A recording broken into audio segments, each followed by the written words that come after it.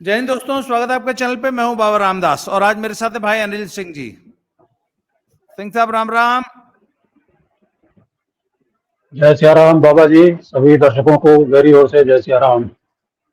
जय श्री राम, जय जय श्री राम। तो सिंह साहब, कल मैं एक चर्चा कर रहा था कि जो सुपारी पत्रकार हैं, सुपारी पत्रकारों ने, और इनको मैं पिछले 10 साल से वॉच कर रहा हूं, फॉलो कर रहा हूं, इन्होंने, ये लोग पेड न्यूज पे तो बहुत लंबे समय से काम चल रहा है और पत्रकारिता पूरी तरह बिक चुकी है और हजारों करोड़ रुपए जो है बड़ी बड़ी पार्टियां, बड़े बड़े बिजनेस हाउसेस जो है इन मीडिया वालों को देते हैं और खरीद लेते हैं। लिटरली जिस प्रकार जैसे खरीद के किसी को लाया जाता है ना और अपना गुलाम बना के अपने घर पे रखा जाता है, ऐसे मीडिया को खरीद के अपना गुलाम बना के रखा जाता है पॉलिटिकल पार्टीज द्वारा और बड़े बड़े बिजनेस हाउसेस द्वारा।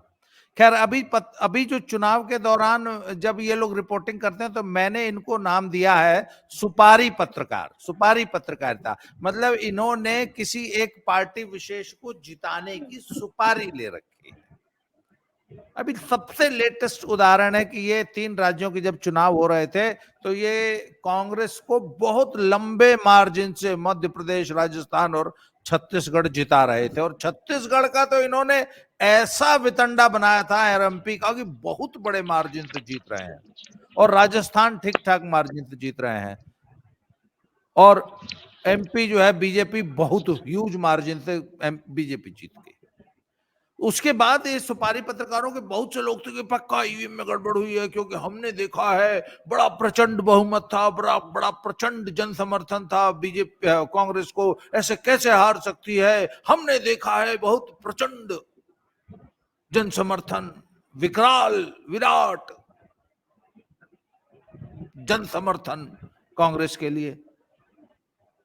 तो sir, I am sorry to say, थोड़ा बहुत दौरा समाज का मैं भी करता हूं। जब ये लोग कहते हैं ना कि हमने चुनाव कवर किया, तो फिर मुझे मालूम है कवर कैसे होता है। कवर ऐसे होता है कि कहीं कार से लेके जा रहे हैं, कहीं चट्टी पे 4 आदमी है, तो वहां पे देखा 4 आदमी खड़े हैं तो वहां खड़े हो गए, और एक दिन में ऐसे 5 या 10 इंटरेक्शंस करते हैं। कहीं चट्टी चौराहे पे, किसी गांव में, किसी बाजार में, कहीं कोई 5-10 लोग मिल गए तो उनके साथ बतिया लिया, का हो, कैसे चलत छो, केकर हवा हो, कैसा है, अच्छा अच्छा अच्छा, बस। और उसके बाद जो सुपारी लिए होते हैं उसकी रिपोर्टिंग कर देते हैं आके। मुझे अच्छी तरह याद है सर कि एक बार बनारस में कौन बनेगा प्रधानमंत्री टाइप का एक या मुख्यमंत्री, ऐसे कोई कौन बनेगा प्रधानमंत्री टाइप का एक कार्यक्रम किया था एबीपी न्यूज ने, और दिबांग नामक एक उनके बड़े प्रतिष्ठित पत्रकार बीएचयू कैंपस में प्रोग्राम कर रहे थे। 2014 की बात है। और जब किए सब प्रोग्राम, बहुत सारे लोग इकट्ठे कर लेते हैं और फालतू वाहियात सवाल होते हैं, एकदम वाहियात प्रोग्राम होता है जिसमें सब्सटेंस नाम की चीज नहीं होती। खैर साहब, जब सब कुछ हो गया तो कांग्रेसी भी थे, सपाई भी थे, भाजपाई भी थे, बसपाई भी थे। तो करते कराते जब 40-45 मिनट के कार्यक्रम में जब उसको कंक्लूड किया तो दिबांग बोला, बाकी सब ठीक है पर मुझको तो बसपा की चारों तरफ हवा दिखाई दी। मुझे अच्छी तरह आज भी वो याद है। उस बार बसपा ने लोकसभा चुनाव में अंडा दिया था, हम लोग बोले हाथी ने अंडा दिया है, 0। दिबांग को चारों तरफ बसपा की हवा दिखाई दे रही थी। तो ऐसी बात नहीं है सर। उस साल एबीपी न्यूज ने बसपा से सुपारी ली थी कि हम तुमको अपने प्रोग्राम में जिता दिया करेंगे, बाकी पब्लिक ने जो जिताना है वो तो जब ईवीएम खोलेगा तब देखी जाएगी। तो सर ऐसी ही सुपारी पत्रकारिता मैंने इधर हरियाणा में बहुत देखी है और देख रहा हूं मैं। अच्छा, ये एक पूरा कबाल है, एक पूरा गिरोह है पत्रकारों का, न्यूज चैनल्स का, अखबारों का, और आजकल आपके यूट्यूब चैनल्स का। मुझे अच्छी तरह याद है सर, 2019 में सत्यहिंदी.com के कुछ पत्रकार, शीतल पी सिंह जैसे प्रतिष्ठित नाम है, श्रवण गर्ग और अभय दुबे और ऐसे सैकड़ों लोग, वो सब मुझे याद है। शीतल पी सिंहवा तो जो है कांग्रेस को 220 सीट दे रहा था कि हाय वहां पे चुनाव हार गई है बीजेपी, राजस्थान में तो 15 सीट वहां से डाउन हो जाएगी, वहां से इतनी हो जाएगी, वहां से इतनी हो जाएगी, मतलब 10 जैसे आजकल वो कर रहा है सलीम यादव। सलीम यादव कह रहा है ना कि 10 सीट का नुकसान बीजेपी को यूपी से हो रहा है, तो अरे 62 सीट पहले से है, 10 सीट नुकसान हो जाएगी तो 52 रह जाएगी, तो 52 सीट, इसका मतलब 30 सीट हार रही है बीजेपी। कौन सा भैया एनालिसिस किया हो, कौन सा रेफरेंस पॉइंट लिया हो? 2019 में जब सपा, बसपा और रालोद तीनों मिलकर चुनाव लड़े, तब तो तुम गाली देना वर्जित है। मेरे को चैनल पर सख्त निर्देश दिया गया है बाबा गाली नहीं दोगे। पर अघोरी लोग, सर वैसे अघोरी लोग तो गाली दे सकते हैं ना, अघोरियों को तो बिल्कुल गाली। बिल्कुल, अघोरी ही क्या जो गाली न दे। हाँ सर, मैं अपने अघोरत्व से धोखा कर रहा हूं, गाली फक्कड़ न देके, बड़ा मजबूरी है। खैर, क्योंकि मुझे कहा है कि वत्स, मेरे गुरुजी से मैंने पूछा सर गाली फक्कड़ का क्या करना, बोला वत्स खुल के गरियाओ, बहन महतारी जिसको मन करे उसको, एक को गाली छोड़ना नहीं है। पर सर क्या करें, अब मजबूरी है। खैर छोड़िए, तो क्या कह रहा, किसको गरिया रहा था मैं? इन सब सुपारी पत्रकारों को। आप शीतल पी सिंह। शीतल पी सिंह तो, अच्छा हाँ, वो नहीं, सलीम यादव को गरिया रहे थे। तो सलीम यादव बोल रहे हैं कि 30 सीट हार रही है बीजेपी। अरे मैंने कहा एक बात बताओ, जब सपा, बसपा और रालोद तीनों मिल के लड़े, तब तो तुम कुछ उखाड़ नहीं पाए, और तब्बों जो है भाजपा 62 और सहयोगियों के साथ 64 सीट जीत गई। तो अब तो रालोद जो है मिल के लड़ रही है और बसपा अलग लड़ रही है, और दो लड़के दोनों खड़के पहले मिल के लड़ चुके हैं, क्या उखाड़ लेंगे हमको नहीं पता है। तो सर एक हमारा एनालिसिस है, और हम अपने आप को पत्रकार, मुझे तो अगर कोई कह दे ना कि आप पत्रकार है, तो मैंने कहा इतना बुरा गंदा आप शब्द मत बोलो, कुछ और बोल दो। बहुत गंदे गंदे शब्द हैं हमारे कोश में, कितनी भी भीषण गंदी गाली दे दो, प्लीज मुझे पत्रकार मत कहो। हम लोग सामान्य लोग हैं सर, 2 कौड़ी के फेसबुकिए, 2 कौड़ी के यूट्यूबर, और हम लोग पिछले 10 साल से एनालिसिस कर रहे हैं, 10 में से 9 एनालिसिस एकदम सही बैठा है। पता है क्यों? क्योंकि सर हम लोग एकदम जो देखते हैं वो बता देते हैं, हमने किसी से सुपारी नहीं ली है। ये सब सुपारी लेके भाजपा को हरवा रहे हैं आज। अच्छा, तो कल मैं कह रहा था, एक पता नहीं किससे चर्चा कर रहा था कि हाँ शायद वहां जयपुर डायलॉग्स पे हो रही थी, यस। तो मैंने कहा कि सर एक वीडियो इस पे भी होना चाहिए कि ये सब सुपारी पत्रकार जो हैं, सुपारी जर्नलिज्म वाले, 4 तारीख को जब रिजल्ट आ जाएगा तो क्या क्या बहाने बनाएंगे कि हमारा आकलन तो एकदम सही था, पर ये जो मुदिया जो है ऐसे ऐसे कर दिया और सारा सीट ले गया। तो सर पहला एक जो हमेशा का सदाबहार इनका बहाना है, वो तो ईवीएम तो है? उसको तो नंबर 1 पे रख लिया जाए। आप क्या कहते हैं कि ईवीएम को गरियाना तो इनका एकमात्र सबसे अच्छा, सबसे बड़ा, सबसे तगड़ा बहाना है। हम तो जीता तुम, पर हमारा तो कुल वोटवा ईवीएम में इनको पड़ गया। तो ईवीएम सर नंबर 1 रहेगी। बाबा जी, सबसे पहले तो मैं आपको धन्यवाद दूंगा इतने मजेदार विषय पर बात करने के लिए, मेरा चयन करने के लिए। बहुत ही इंटरेस्टिंग टॉपिक है और बड़ी मजेदार इस पे आगे बातचीत होने जा रही है। तो आपके सवाल का जवाब देने से पहले मैं जरा एक बेशरम का खास तौर पे जिक्र करना चाहूंगा, जिसका नाम लेना आप भूल गए। उनका नाम है विनोद शर्मा, वो हिंदुस्तान टाइम्स वाले।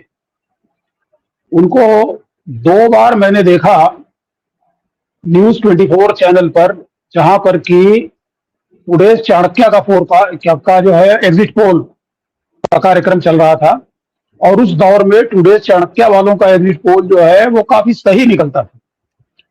तो 2017 में उत्तर प्रदेश विधानसभा के चुनाव जब हुए थे, उसका एग्जिट पोल चल रहा था, और टुडे चाणक्य वालों ने फोरकास्ट किया था उत्तर प्रदेश में भाजपा की 285 सीटें, आई एक्चुअली 312। किस ये तो ये 2000 सुनते ही 2017 विधानसभा, अच्छा 17 ओके। 2017 में उत्तर प्रदेश विधानसभा।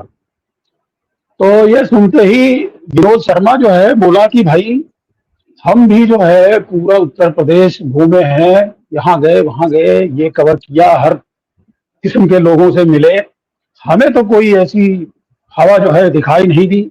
अगर इतनी तेज आंधी चल रही होती भारतीय जनता पार्टी के, तो हमारे भी कहीं बाल उड़े होते, बाल बाल उड़े होते।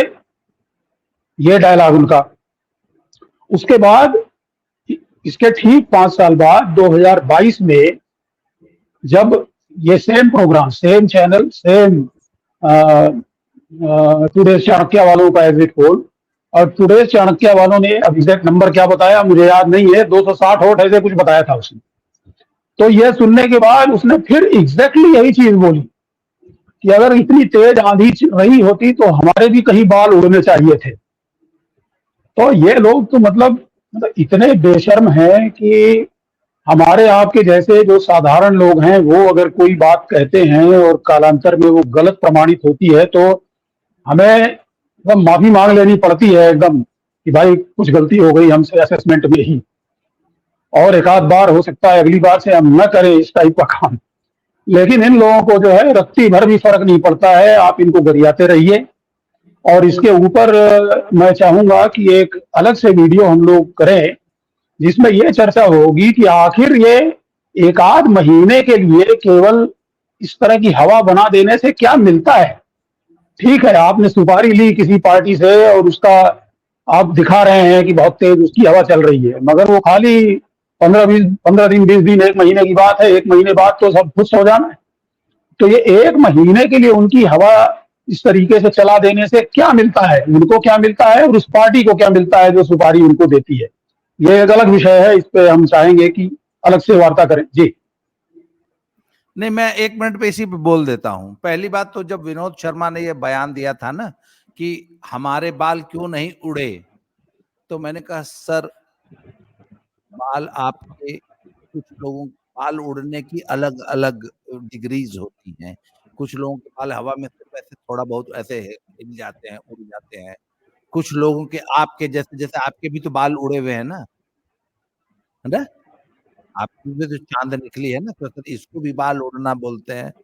और विनोद शर्मा जी कुछ लोगों के ना अधो जटाएं उड़ जाती हैं, मतलब रस जाती हैं। तो आपके पता है, आपके भी बाल उड़े हैं पर आपकी अधो जटाएं एकदम चिक्कन हो गई हैं आगे पीछे, पिछवाड़े की भी और अगवाड़े की भी। तो वो दिखाई नहीं देती। असल में आप जानते हैं कि आपके भी बाल उड़े हैं, ऐसी बात नहीं है, खूब उड़े हैं। हाँ, पब्लिक को बताते नहीं। और अब आपने एक बड़ा अच्छा सवाल किया। कल ही मेरे एक मित्र ने, और फोन पे मेरी चर्चा हो रही थी, तो उन्होंने बोला सर एक बात बताइए कि सब तो अचानक इतना बड़ा वितंडा बना दिया है कि इंडिया अलायंस को भाजपा के बराबर नहीं ले आए हैं, आगे ले जा रहे हैं, आखिर इनको मिलता क्या है? तो मैंने उनसे सिंपल एक सवाल पूछा कि एक बात बताइए, क्रिकेट का टूर्नामेंट चल रहा है तो इंडिया और नीदरलैंड का मैच आप शौक से देखना पसंद करेंगे या 3 दिन पहले से पॉपकॉर्न शॉपकॉर्न लेके तैयारी करके बड़का स्क्रीन पे बैठ जाएंगे, एकदम उत्सुकता से इंतजार करेंगे, या इंडिया पाकिस्तान का? तो बोले इंडिया पाकिस्तान का। तो मैंने कहा इंडिया नीदरलैंड का क्या मैच होगा, आपको तो पता नहीं लगेगा। तो उत्साह, रोमांच किस में है? तो इंडिया पाकिस्तान में।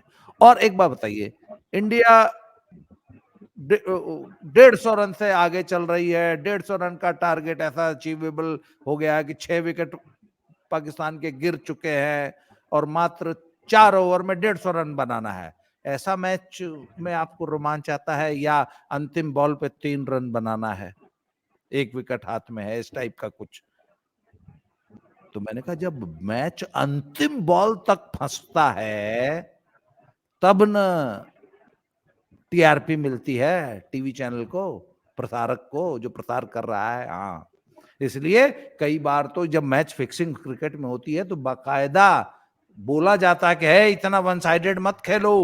दूसरे अब मैंने तो बहुत सारी टीमों को आखिरी के 2 ओवर में जो कि पता लगा कि अभी 3 विकेट गिरा है और टारगेट तो आ गया, 4 ओवर पहले ही अचीव हो जाएगा, तो मैंने बहुत सारी टीमों को 4-6 विकेट फेंकते देखा है, खटाखट 3 ओवर में 6 विकेट गिरवा दिए अपने, जिससे मैच फंस जाए, जिससे अंतिम बॉल तक मैच खींचे। सर टीआरपी तब आती है। तो अगर वन साइडेड चुनाव होगा तो किसको इंटरेस्ट होगा सर? और एक बात बताइए ना सर, एक मुजरा करने वाली का कोठा कब चलेगा जब उसका डांस देखने के लिए पब्लिक चपी रहे, लोग एक दूसरे के कंधे पे चढ़ के मुजरा देखें, तब ना मजा आएगा। जब कोई हैया नहीं है तुम नाचती रहो बेटा, कौन पूछ रहा है तुमको? तो सर ये है मुजरे वालियां, ये जो मीडिया है ना, ये उनसे भी बदतर हैं। तो सर पब्लिक को बटोरेंगी कैसे? जब तगड़ी फाइट दिखाएंगी, अरे बहुत बुरा हाल है बीजेपी का, बहुत तगड़ी फाइट है।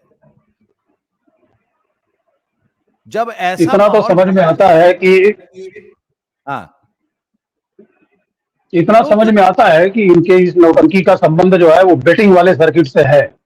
कुछ भाव टीआरपी जो से है है, थोड़ा सा बढ़ाने की कोशिश करते हैं। टीआरपी से है। तभी तो रोमांच बना रहेगा जब झूठा एक आदमी को आप लड़ाई में ले आएंगे, आगे निकाल देंगे। फिर जब चुनाव जब होता है तो पता लगा कांग्रेस की तो भैया 50 सीट आई, बीजेपी 300 सीट पे चली गई। कल तक तो तुम बता रहे थे बहुत कड़ा मुकाबला है, इसी को कड़ा मुकाबला कहते हैं।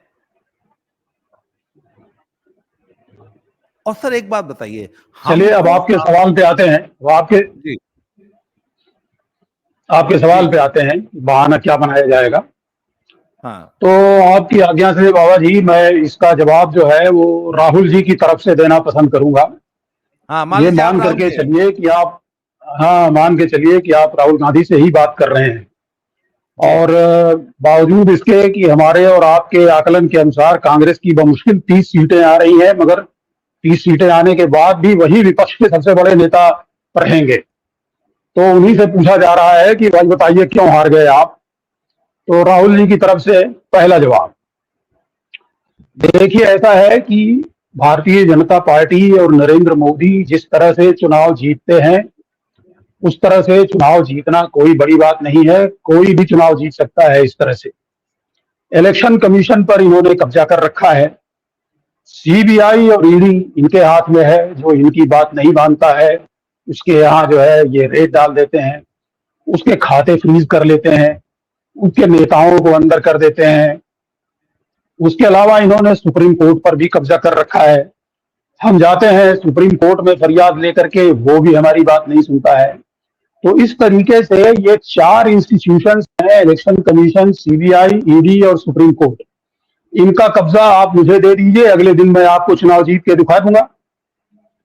तो इन संस्थाओं के ऊपर कब्जा करने के बाद तो कोई भी चुनाव जीत सकता है। और फिर इसमें इनका साथ देने के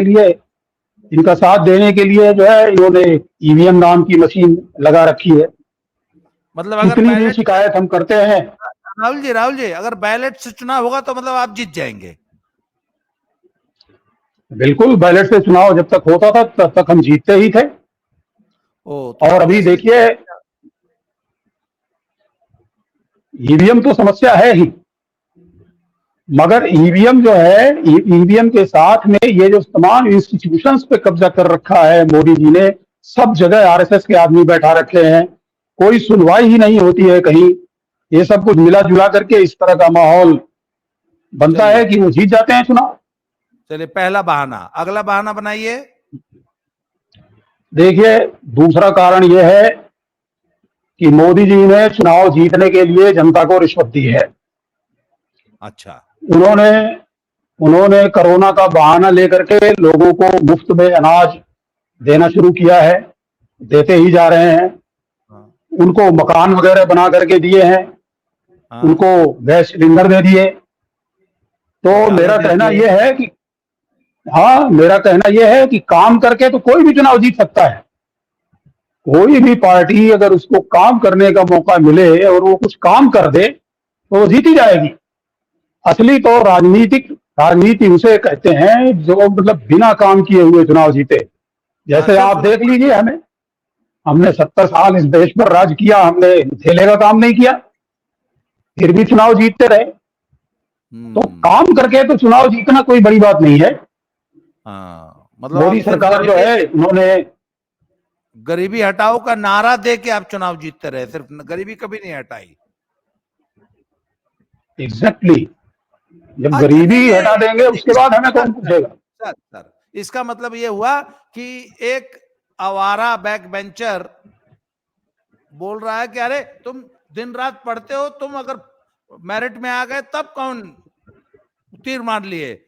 हमारी तरह साल भर आवारागर्दी करो और नकल मार के पेपर आउट करा के टेबल पे चक्कू गाड़ के नकल करो और फिर मेरिट में आके दिखाने, उसको बहादुरी है। पढ़ के अगर फर्स्ट आ गए तो कौन सी बहादुरी है? बात तो सही है सर, ये अच्छा तो तर्क कौन है। सी बड़ी बात है, बिल्कुल।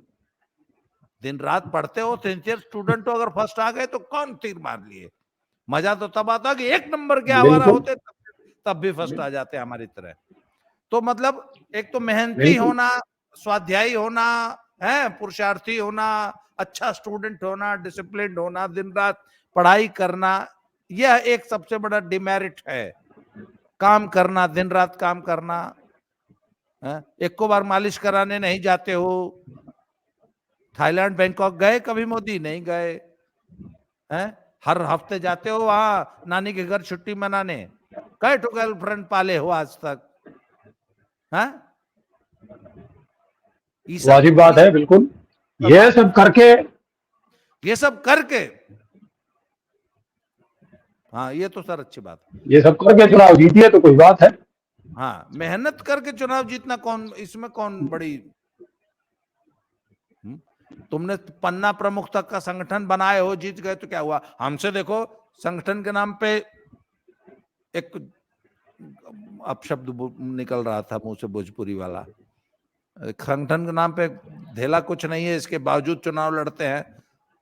तुम इतना बड़ा संगठन बना के चुनाव लड़ते हो, जीत गए तो इसमें कौन बड़ी बात है?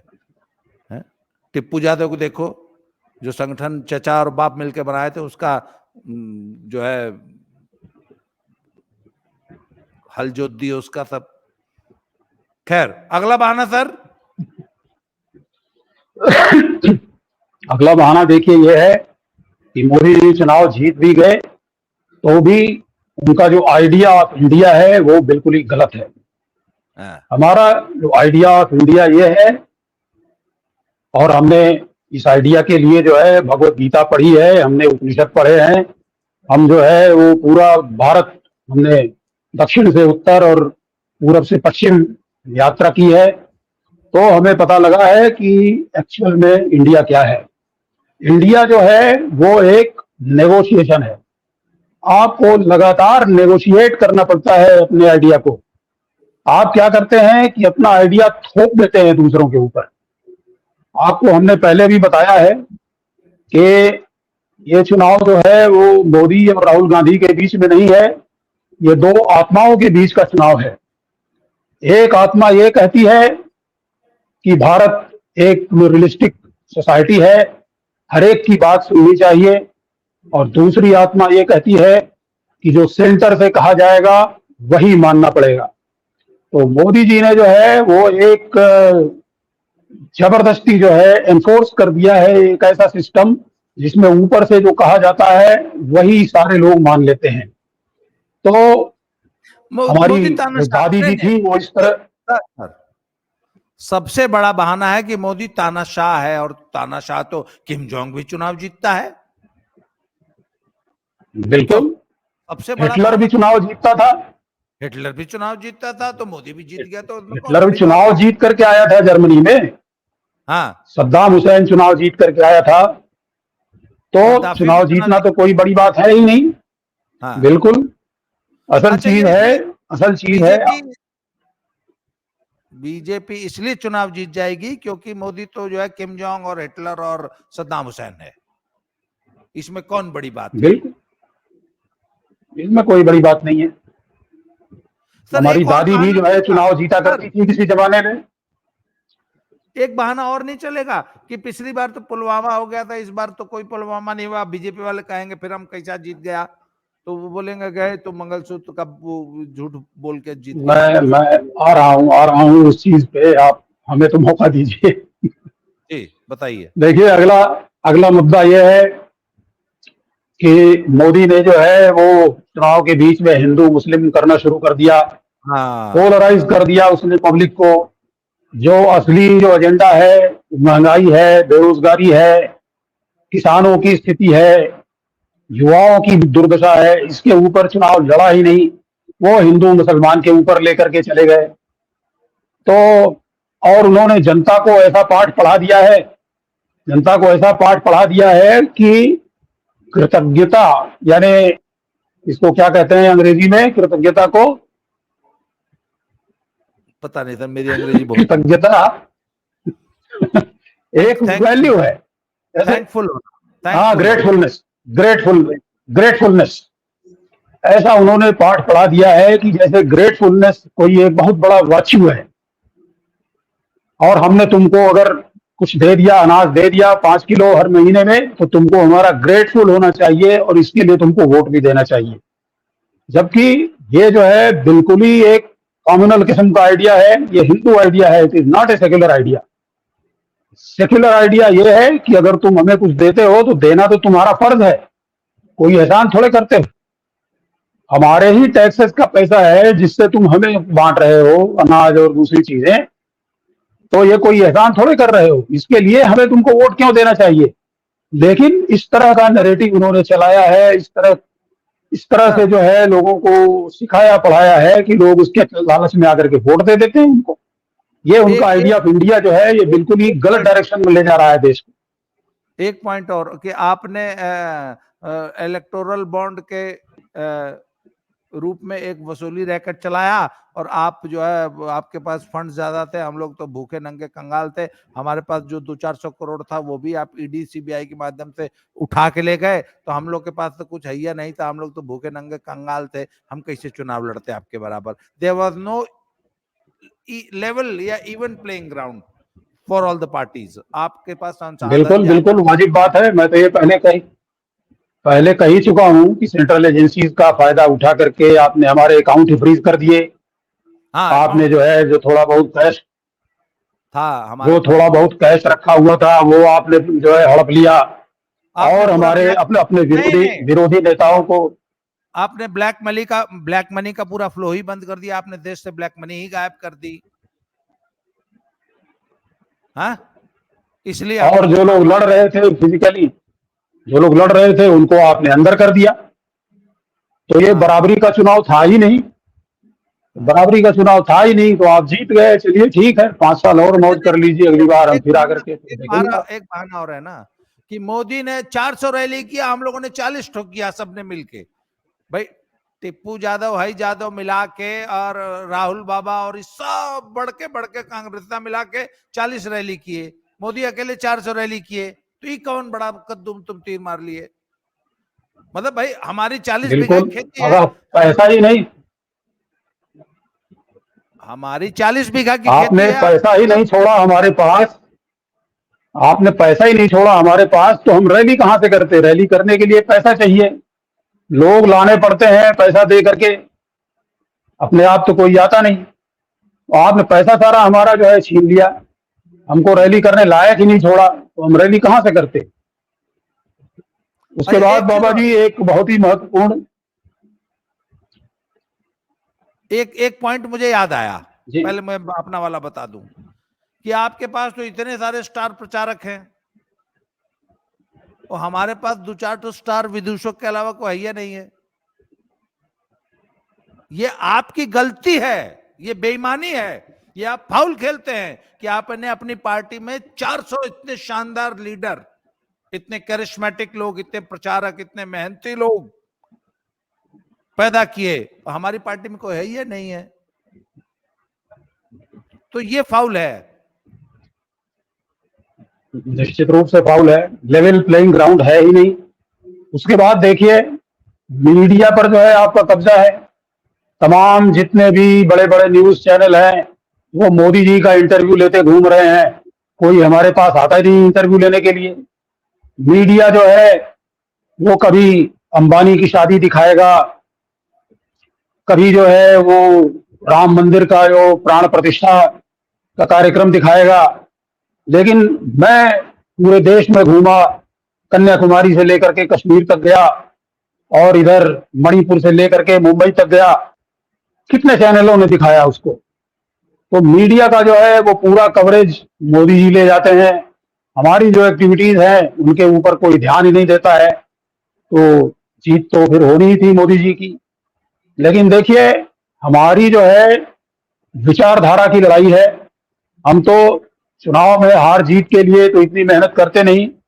हमारी तो विचारधारा की लड़ाई है। मोदी जी की जो विचारधारा है वो नहीं नहीं, आरएसएस की विचारधारा है, गोडसे की विचारधारा है।